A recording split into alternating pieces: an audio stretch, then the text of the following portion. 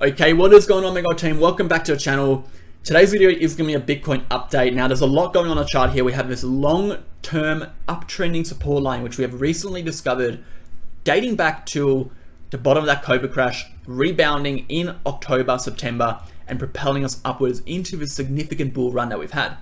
The price has recently, in the last few hours, come back down and retested this significant line of support. This is yet just another bit of information and data that we can use to confirm the fact that this grey box, this $30,000 level, which we talked about in the last video, is a significant bounce zone and an area that is going to be aggressively defended by the bulls and just retail who are looking to be entering the market. With that being said, guys, this level here, if we do lose it, this significant strong support is going to turn into a very strong resistance. We'll see a very strong resistance support flip, and we'll head on downwards. We're going to talk a little bit about the short-term price action today, talk about the probability of us actually bouncing from here.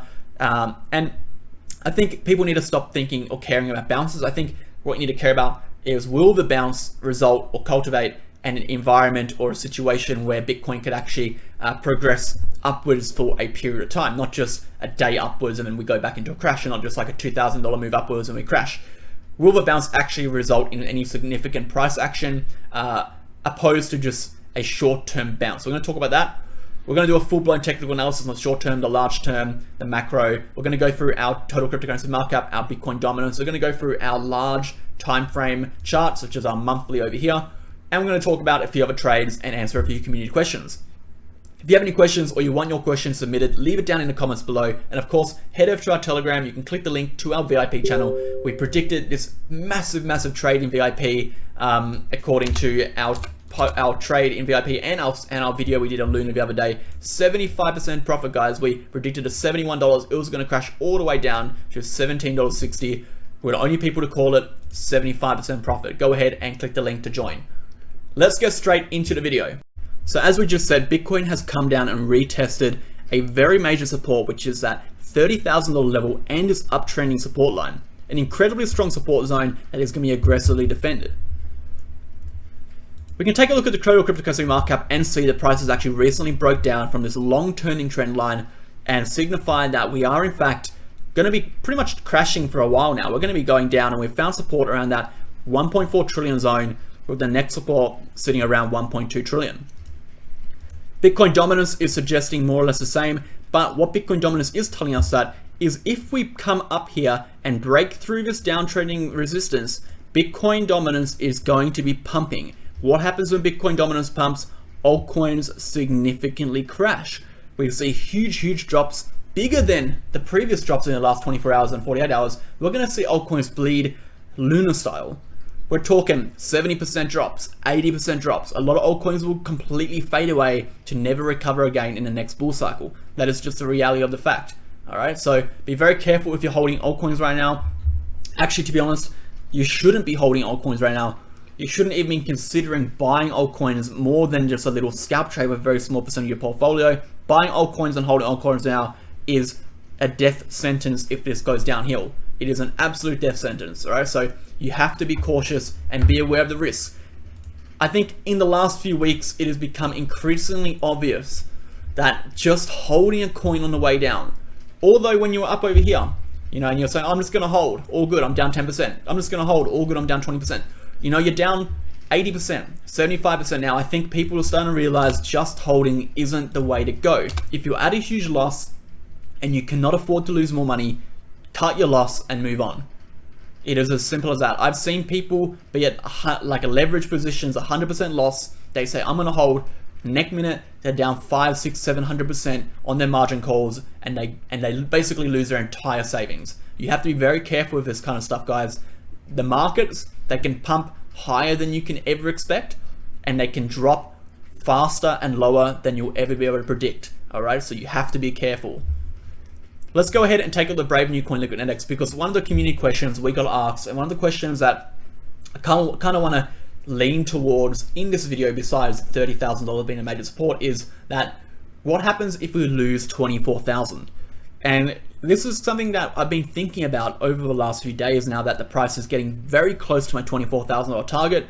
I've been deliberating on this idea that, you know, 24,000, if we lose that, what's going to happen? Because as you can see on the 7-day, and this is a 7-day chart, that 200-day moving average has acted as a very strong bounce point and a low or a major point of support on the Bitcoin chart for nearly 10 years, about 8 years.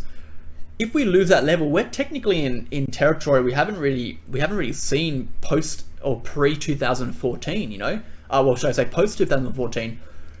It's really no saying how low Bitcoin could go in that regard. And we do have our measured move target, and I'm going to go ahead and bring it up on screen at the moment. We take our distance from the top, the apex, to the base of our first initial retest of the ascending channel. We apply it to the breakdown, excluding the wick upwards.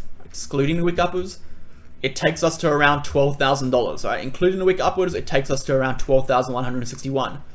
So our target's around 12,000 for worst case scenario. So if we lose a $24,000 target, we will see around $12,000. I'm not saying that's set in stone yet. And the reason I'm not saying I'm confident on that is because I'm a technical analyst. I go off historic data.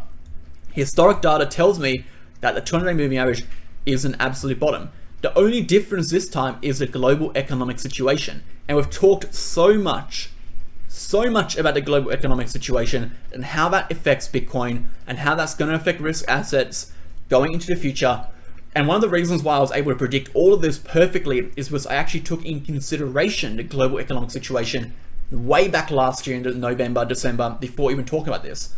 And it's a prevalent issue, and it's an issue that isn't going to slow down. It's only going to get worse. It's only going to get worse. We're only in the beginning phases of interest rates rising. We've only had 3 or 4 hikes. We're going to see hikes for the next 2 or 3 years. What do you think is going to happen to risk assets as the interest rates keep hiking? So this is a question that I'm kind of deliberating on, and there will be a situation, or there will be a time where Bitcoin price does bottom, and there will be a time where we have an entry point. And I just want to point out one more time, guys, you don't have to feel inclined to buy the exact bottom, because if we take a look over here, we had nearly a 7-month period or 9-month period here where Bitcoin bottomed out. Even over here, we had like a 3 or 4 month period where Bitcoin bottomed out.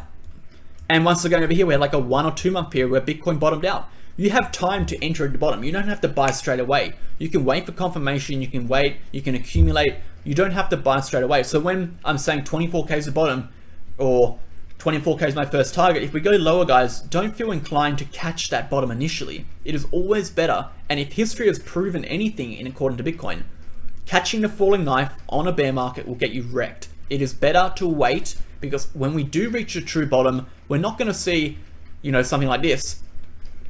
We're going to see something where we come down, kind of hold around a little bit, move up and down, and then push upwards. So you have a very large period of time where you can capitalize on the bottom. And that is why I say, even if you're not trading now, even if you've got wrecked from crypto, even if you hate crypto now as you've lost so much money, do not leave the space. Do not leave the space. Be aware of the market, be aware of what's happening, because there will be a time, and a very long period of time, where you will be able to capitalize on this move downwards and pick up coins at the bottom and wait a few years, and you'll make a lot of money from it.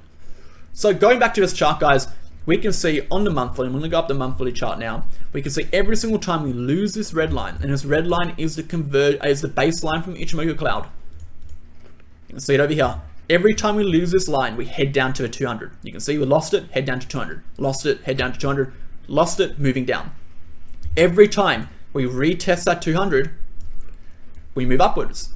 And every time we move upwards, we break that baseline. As soon as we break that light baseline, we have our entry on our monthly, and it signifies a rally upwards. Again, over here, we push upwards, we reject, we break the baseline, entry on the monthly, and move upwards. So if the same history repeats itself, the price will come down, it will bounce around, it will push up, cross the baseline, entry on the monthly, the price will move upwards.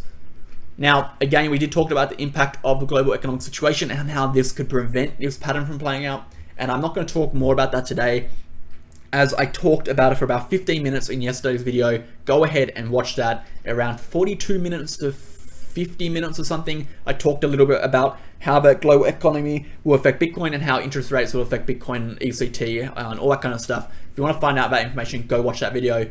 We're going to go do our technical analysis next for the Bitcoin chart. Before we get into that, I do want to quickly talk about Bitget. I wanted to quickly introduce my new favorite exchange, Bitget.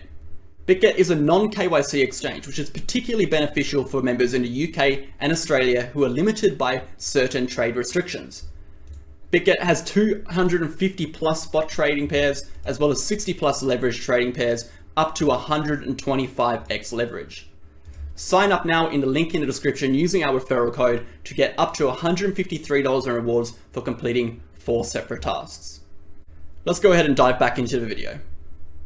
Okay, so back to a technical analysis, guys. We're going to be doing a short-term technical analysis first, going over the short term and then expanding to the larger time frame. Yes, this is very different to what we usually do. We usually start on a larger time frame and expand to the short time frame, but since this area is a very significant zone of support, we're going to analyze it on the short term and expand to the larger time frame to see if any of these short-term indicators are expanding to that larger time frame or translating to a larger time frame. Because we have short-term indicators, they translate to larger time frame indicators, which can result significant confirmations in moves. So let's take a look at some of our basic ones, such as RSI to start off with. And I've talked a lot about the RSI, guys, and RSI is one of my favorite indicators to use. And we can see that we do have a buy signal on RSI. The buy signal occurs when the price drops below the 30 point and breaks back above the 30 point. So we can see that we do have a buy signal. The last time we saw something like this was over here. And I'm going to go ahead and input that on the chart over here. 12th of April, we can see over here, we had that buy signal. We saw a little pump upwards. And again, the 4-hour time frame is a very small time frame. Just because we have a buy signal, it does not say this buy signal, or it doesn't mean this move upward is going to be sustained. And it doesn't even mean this move upwards means this move upwards could continue. We could very much see a little push upwards, a few percent, and crash. The problem with the RSI is it tells you the momentum, but it doesn't tell you where it's going to go, in the sense that it doesn't tell you how high it's going to go. It doesn't tell you where these resistance or supports are. It just tells you the momentum, and it just says momentum's favorable now. It looks like the price could continue upwards. So according to the RSI, we have a little bit of a buy signal on a smaller time frame. We're going to go to a daily, and we can see that a large amount of these daily indicators are going to be lagging. We are coming up and retesting that overbought signal around 30 on RSI, failing to really break through yet. But we can take a look at this instance over here on the 25th of January, where we did break through that overbought signal, and it kind of sent us up to a little rally upwards. So this is another piece of information on the daily that can signify that, 30k has been defended. We could see a little move upwards here. I think the highest we could probably go is somewhere around this local high over here, or this low, should I say, or potentially even back to this gray zone here, which is that 35k zone. And I think from that level, that's probably the maximum we'll go, and we'll probably bleed back downwards from there. And one final bull trap before executing all the retail investors again. That could definitely potentially happen. So keep an eye out on that. We're going to go take a look at Ichimoku Cloud next. So the Ichimoku Cloud is showing pretty good signs over here. We did bounce that lagging span from that gray box again, which is always nice to see. This lagging span over here bouncing on that gray box, you can see represented by the black line. Everything else is very much bearish. We are underneath the conversions, underneath the baselines, underneath the clouds on the larger time frame, looking bearish. Let's go back to the 4 hours. 4-hour chart, we're almost printing a entry signal on the conversion line. Not quite, we haven't really pushed over, but if we see this price clear about 31,600, we make a little high over this previous daily open and close, should I say 4-hour open close candles, we could see a push upwards to our baseline, which is around $33,000. So a potential move upwards on a short-term time frame is looking a little bit more favorable right now than an immediate drop down. Bull market support band again indicating that resistance around $33,000, which indicated by the Ichimoku Cloud. Gaussian channel way under the Gaussian channel again, indicating that we can potentially see a little bit of a bounce over here. Last time we were way under, it was over here. We can see we did bounce upwards. We can see a similar thing happen over here, but I don't really like to use a Gaussian channel to predict where we're going to bounce. That's not really what the Gaussian channel is used for. It's used to predict changes in trend. And I'm going to go to a daily time frame one more time just to show you how we use a Gaussian channel to predict changes in trend. We can see that every time we enter from the top side to the Gaussian channel and break through it, we end up seeing an extension downwards. Vice versa, if we break into the Gaussian channel and we go through it, we see an extension to the upside. It doesn't tell you how far we're going to go up or down. It just tells you the direction. And we've seen again, We got massively rejected from the Gaussian channel. We crashed back down. The Gaussian channel isn't really turning much at the moment, but I would expect it to be turning in the next few days. We could potentially see a push upwards to over here before we crash back down. I do want to say, with all of this being said, the market is very bearish. A lot of people are very bearish right now. If we lose $30,000, guys, we are crashing. There's no doubt about it. I do not have confidence in a bounce here, in the sense that I'm not putting money on it. I don't care what happens. If we lose $30,000, I'm out, and I have my validations for bullishness, or to become bullish again. When we break the 100-day moving average on that daily, I will consider re-entering some coins. Until then, I'm just scalp trading, very small profits, very small capital investments, and waiting for the market to turn again. Let's go ahead and take a look at the larger time frame. I'm going to use a Brave New Coin Liquid Index to do that. So we're going to go ahead and bring up the bull market support band on the larger time frame. And as you can see, we have recently dropped down underneath the bull market support band, rejecting quite heavily on that bull market support band. We have seen a similar candle happen over here in 2018, where we rejected from the top of the bull market support band to a significant drop down. After that, we had a 2-month more period before we bottomed out. What would that indicate? Well, it would indicate we're going to be bottoming out in July, August. Where was my 24K prediction? Mid-July, late July, all right, 11th to 18th. So that's a very true or very real possibility according to that. Let's go ahead and bring up the Gaussian channel. Again, Gaussian channel, and we'll bring up the 7-day moving average. We can see that they're kind of fluctuating around the same position, not quite, but we do have the price coming down to that 7-day 200 moving average, and we do see a few times the price actually dropping into the Gaussian channel. So as you notice, we don't actually touch a 200 and stay above the 200. We usually drop below the 200 for a little bit of time and then push upwards. So what is this suggesting? Well, say for example, this pushes up to 24K, which is our target. It can possibly crash through, hit that 20K or 18K target of the Gaussian channel, and then bounce back up. So I am looking for a retest of the Gaussian channel on the monthly chart as well. And I do want to actually extend this to the 7-day chart now. And what I do want to do is actually want to change the time frame.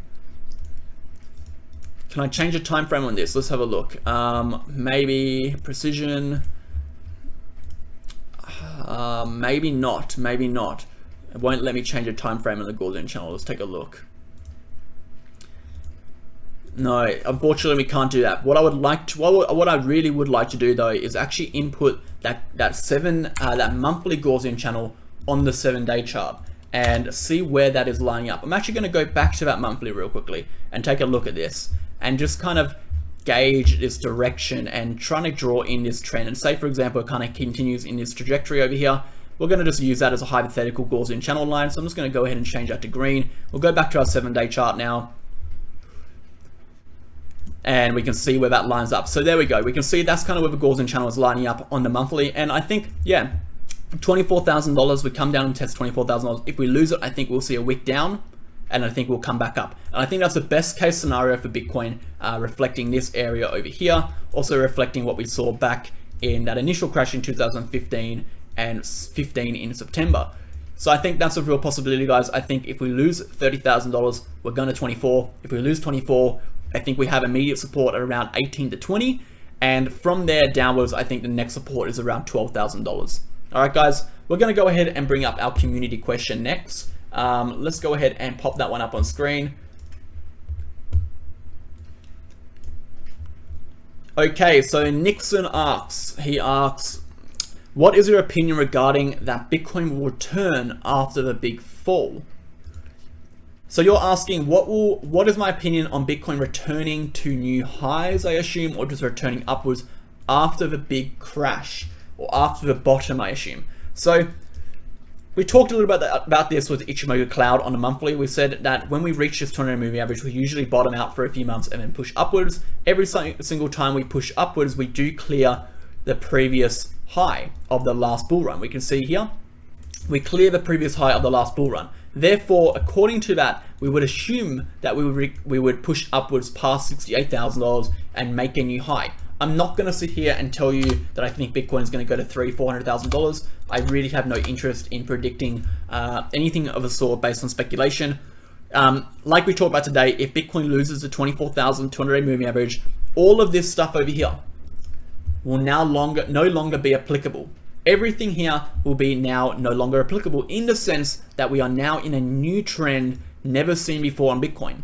It is very hard to tell what is going to happen in the future of Bitcoin if we lose 24,000. What I will say though is, if we don't lose 24,000 and bounce as we have seen in the previous instances, we will return past 68 to a new all-time high as per the standard 4-year cycle. All right, as per the standard 4-year cycle, we will return to a new all-time high. And what I'm going to do is I'm going to go ahead and draw in some trend lines for you, and you can see that we have this trend line here, and we can go ahead and draw this one across. I think it's over here. There it is. This is our bull market trend line. All right, our bull market trend line.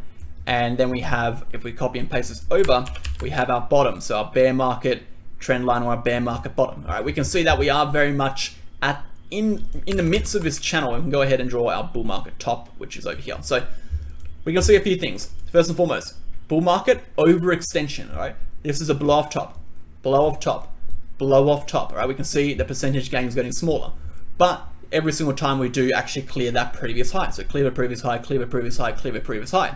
We can see we rejected from this bull market, or what I say, I would say bull market or blow off top range, this dynamic uptrending resistance. This is when I call the bull market to be over. This is when I say we're going to crash. We're crashing down. As you can see, we've made a significant downward action to this bottom trend line. And this bottom trend line is sitting around $18,000 according to the Gaussian channel. On the monthly, it's sitting on the top line. We had the 200-day moving average acting as initial support, and a drop down here. Do I think, so essentially what I'm trying to say is, if we lose a 200, we will crash and hit this level. This is my low. If we break out of this channel, who knows what can happen? I don't know what's going to happen. I can't tell you that. If we hold this channel, expect a swing back up over this midline resistance at some point in the future. All right, the price will either come back and retest it, or it will come back and break over it. That's $150,000. All right, so I don't think you should be looking that far ahead. I think with the global economy and the current price of Bitcoin, you need to narrow your focus a little bit more and think about what you can do right now in comparison to what you should do in like a year from now. Focus on the now instead of later. Focus on your actions now, and right now you should be making sure you don't over position yourself.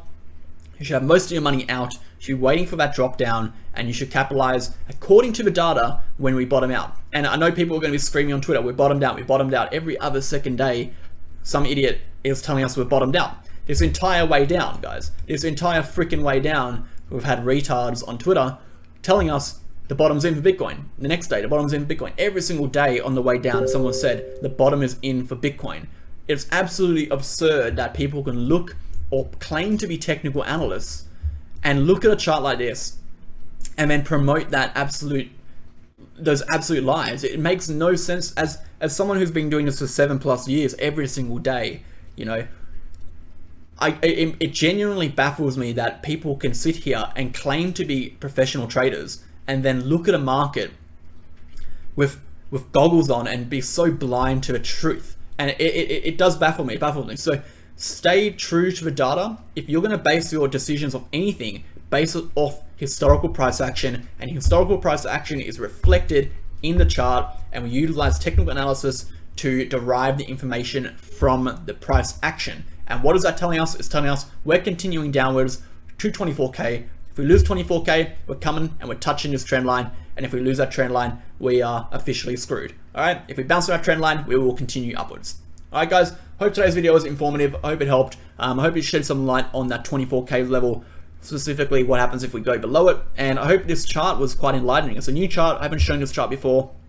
It's quite an interesting chart nonetheless. And, you know, I wouldn't be surprised, guys, if this chart here actually holds true. When we come down, we actually retest this level, even if it's just a wick down, and we retest that level, I'd be quite impressed. Anyway, I just want to close off the video by saying thanks to all the new subscribers to this channel. Also want to quickly announce Crypto Academy launches in 5 days. Head over, contact us at cryptoacademycourses@gmail.com for all more information. I'll catch you in the next